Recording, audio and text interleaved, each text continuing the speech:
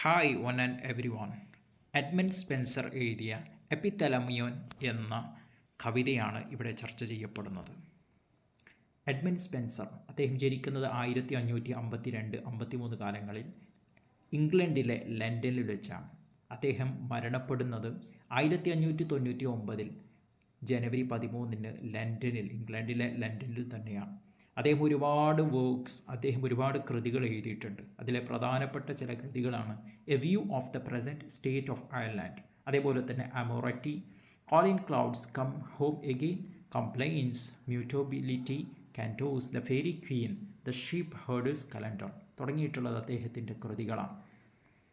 അതുപോലെ തന്നെ നേരത്തെ സൂചിപ്പിച്ചതുപോലെ അദ്ദേഹം ജീവിക്കുന്നത് 1552-1599 കാലങ്ങൾക്കിടയിലാണ്. അദ്ദേഹത്തെ പരിഗണിക്കപ്പെടുന്നത് ഏർലി മോഡേൺ ലിറ്ററേച്ചറിലെ ഒരു എഴുത്തുകാരനായിട്ടും ബറോക്ക് പീരീഡ്, അതേപോലെ തന്നെ ഏജ് ഓഫ് എൻലൈറ്റ്മെൻറ്റ് എന്നിങ്ങനെ കാലങ്ങളിലെ ജീവിച്ച ഒരാളായിട്ട് അദ്ദേഹത്തെ പരിഗണിക്കപ്പെടുന്നുണ്ട്. അതുപോലെ തന്നെ he was also considered to be a part of the Elizabethan era. Elizabethan ഇറയിലെ ഒരു എഴുത്തുകാരനായിട്ടും അദ്ദേഹത്തെ പരിഗണിക്കപ്പെടുന്നുണ്ട്. ഇനി നമുക്ക് അദ്ദേഹത്തെക്കുറിച്ച് പറയുകയാണെങ്കിൽ അദ്ദേഹം ഒരു വലിയ പണക്കാരനായിരുന്നില്ല, മറിച്ച് അദ്ദേഹം ജീവിക്കുന്നത് ഒരു ഷീപ്പ് റേസിംഗ് ആയിട്ടുള്ള, അഥവാ ഷീപ്പിനെ വളർത്തി ജീവിക്കുന്ന ഒരു കുടുംബത്തിൽ നിന്നോ ജനിച്ചു വളർന്നു വന്നവരായിരുന്നു. Was not wealthy. അദ്ദേഹം ഒരു സമ്പന്ന കുടുംബത്തിൽപ്പെട്ട ഒരു കുട്ടിയായിരുന്നില്ല. He was a poor boy. അദ്ദേഹം ഒരു പാവപ്പെട്ട ഒരു കുടുംബത്തിലെ ഒരു അംഗമായിരുന്നു. അദ്ദേഹം സ്കൂളിൽ പോകുന്നു. അങ്ങനെ സ്കൂളിൽ പോയി അദ്ദേഹം പഠിക്കുന്നത് ലാറ്റിനും അതേപോലെ തന്നെ ഹിബ്രിയും ഗ്രീക്കും മ്യൂസിക് തുടങ്ങിയിട്ടുള്ള ഭാഷകളാണ് അദ്ദേഹം ഇവിടെ പഠിക്കുന്നത്. അതിൻ്റെ സമ്മറി നമുക്ക് ചെറിയ രൂപത്തിൽ കാണാം, അതിൻ്റെ രത്ന ചുരുക്കം മനസ്സിലാക്കാം. എപ്പിത്തലമിയോൻ അതൊരു ഓടാണ്. ഓട് എന്ന് പറഞ്ഞാൽ epithalamion is an ode written by Edmund Spenser. Edmund Spenser എഴുതിയ ഒരു ഓടാണ് എപ്പിത്തലമിയോൻ. ഓഡ് എന്ന് പറഞ്ഞാൽ ഒരു പ്രത്യേകം ഒരു സെലിബ്രേഷനെ കുറിച്ച് പറയുന്ന ഒരു കവിതയാണ്.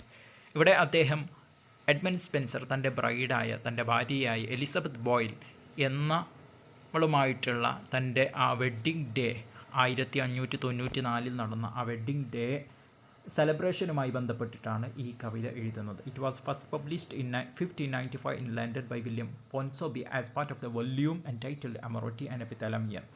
അമോററ്റി ആൻഡ് എപ്പിത്തലമിയോൻ എന്ന് പറയുന്ന ആ ഒരു കവിതാ സമാഹാരത്തിൻ്റെ ഭാഗമായിട്ട് ആദ്യമായിട്ട് 1595 ഇത് അവിടെ നിന്ന് പബ്ലിഷ് ചെയ്യപ്പെടുന്നത്. വില്യം പോൻസോബി എന്നയാളാണ് പബ്ലിഷ് ചെയ്യുന്നത്.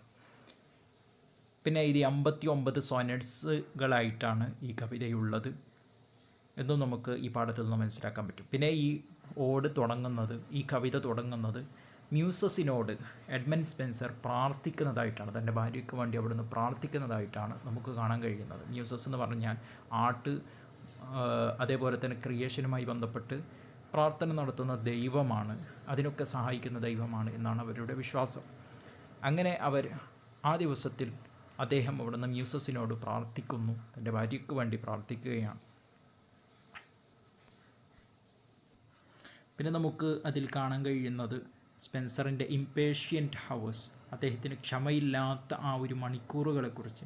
തൻ്റെ ബ്രൈഡിനെ കാത്തു നിന്ന് അദ്ദേഹം വല്ലാതെ ക്ഷമ കെട്ട് നിൽക്കുന്ന ആ ഒരു സന്ദർഭം കൂടി അദ്ദേഹം ഈ കവിതയിലൂടെ അദ്ദേഹം വരച്ച് കാണിക്കുന്നുണ്ട്. അതേപോലെ തന്നെ അദ്ദേഹത്തിൻ്റെ ആ മണിക്കൂറുകളെ, രാത്രി എത്ര നീണ്ട ദിവസമാണിത്, എത്ര നീണ്ട പകലാണ് ഇത് എന്നൊക്കെ അദ്ദേഹം വിവരാതിപ്പെടുന്നത് കാണാം.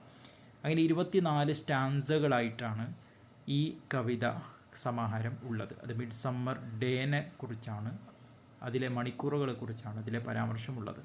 കവിത തുടങ്ങുന്നത് വലിയ പ്രതീക്ഷകൾ, high hopes for a joyful day, ഒരു നല്ല ദിവസത്തെക്കുറിച്ചുള്ള ഒരുപാട് പ്രതീക്ഷകളെ സൂചിപ്പിക്കുന്നതായിട്ടാണ് കവിത തുടങ്ങുന്നത്. ആ ഒരു ദിവസത്തെ കുറിച്ചുള്ള അവരുടെ ആ ജോയ്ഫുൾ ഡേയെക്കുറിച്ചുള്ള അവരുടെ വലിയ പ്രതീക്ഷകളാണ് നമുക്ക് ആദ്യം അതിൻ്റെ തുടക്കത്തിൽ നമുക്ക് കാണുന്നതെങ്കിൽ അവസാനത്തിൽ ഫ്യൂച്ചർ ജനറേഷനെ കുറിച്ച് അവിടെ നിന്ന് സ്പീക്കർ സംസാരിക്കുന്നതും മറ്റും നമുക്കിവിടെ കാണാൻ പറ്റും.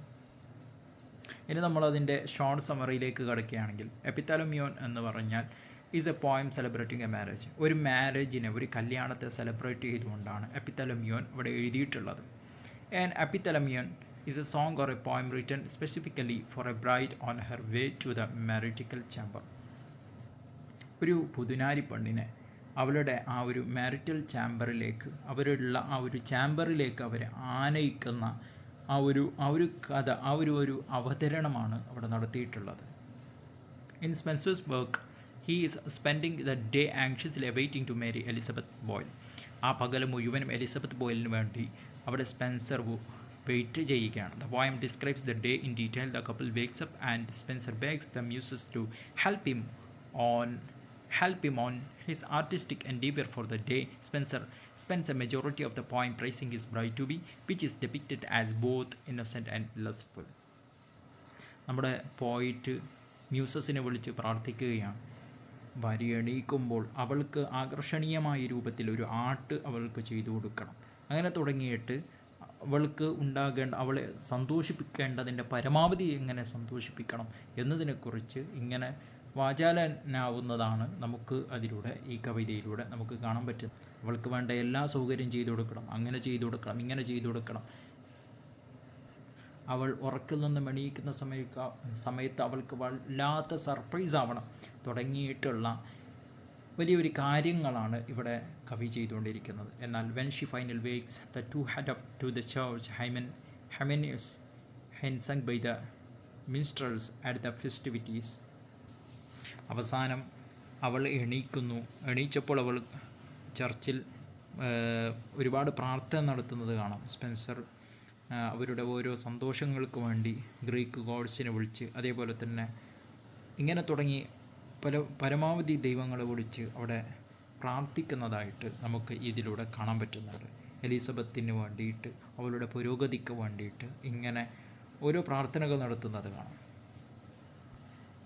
നമുക്ക് ഇപ്പോൾ കിട്ടിയ ഈ സന്തോഷങ്ങൾ നീങ്ങിപ്പോകാതിരിക്കാൻ വേണ്ടി, രാത്രിയിൽ ഒരു ബുദ്ധിമുട്ടും അവൾക്ക് അനുഭവപ്പെടാതിരിക്കാൻ വേണ്ടി, ഇങ്ങനെ തുടങ്ങി നമ്മുടെ പരസ്പരമുള്ള ഈ ഒരു സന്തോഷത്തിന് ഒരു വിഘ്നവും സൃഷ്ടിക്കപ്പെടാതിരിക്കാൻ വേണ്ടി, ഇങ്ങനെ തുടങ്ങി ഒട്ടനവധി കാര്യങ്ങൾക്ക് വേണ്ടി അവിടെ പ്രാർത്ഥന നടന്നതായിട്ട്, വ്യത്യസ്തമായ ദൈവങ്ങളെ വിളിച്ച് അവിടെ പ്രാർത്ഥിക്കുന്നതായിട്ട് നമുക്ക് ഇതിലൂടെ കാണാൻ പറ്റുന്നുണ്ട്. കവിതയുടെ അവസാനങ്ങളിൽ നമുക്ക് കാണാൻ പറ്റുന്നത് അദ്ദേഹത്തിന് വലിയ വല്ലാത്ത ആശങ്ക ഈ വിഷയത്തിൽ സ്പെൻസറിന് നേരിടുന്നുണ്ട്. അതിനും അദ്ദേഹം പ്രാർത്ഥന നടത്തുന്നുണ്ട്. അതുപോലെ നല്ല കുട്ടി കിട്ടാൻ വേണ്ടി, നല്ലൊരു ചൈൽഡ് ബിയറിങ്ങിന് വേണ്ടിയിട്ട്, അതേപോലെ തന്നെ നല്ലൊരു ഫെർട്ടിലിറ്റിന് വേണ്ടിയിട്ട്, നല്ല കുട്ടിക്ക് വേണ്ടിയിട്ട് അദ്ദേഹം ഇതിൻ്റെ അവസാന ഭാഗങ്ങളിൽ നല്ല കുട്ടി ഉണ്ടാവാൻ വേണ്ടി അദ്ദേഹം പ്രാർത്ഥിക്കുന്നുണ്ട്. Epithalamion follows a rhyme of a scheme of ABABCC DEDEFF. ഇവിടെ ഈ ഒരു കവിതാ ശൈലിയാണ് അവിടെ കവി സ്വീകരിച്ചിട്ടുള്ളത്. എന്നാൽ ഇവിടെ മനസ്സിലാക്കാനുള്ളത് 15ാമത്തെ സ്റ്റാൻസ് വഴിക്കുക. 15ാമത്തെ സ്റ്റാൻസിൽ വേറെ ഏതോ ഒരു രൂപത്തിലുള്ള ഒരു റൈമാണ് അവിടെ കവി ഉപയോഗിച്ചിട്ടുള്ളത്.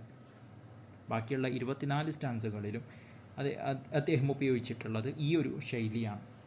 എന്നാൽ 18ാമത്തെയും 19ാമത്തെയും 18 ലൈനുകളാണ് ഓരോ സ്റ്റാൻസയിലും അദ്ദേഹം ഉൾപ്പെടുത്തിയിട്ടുള്ളത്. ചെറിയ രൂപത്തിൽ കവിതയുടെ സാരാംശം ഇവിടെ പറഞ്ഞിട്ടുണ്ട്.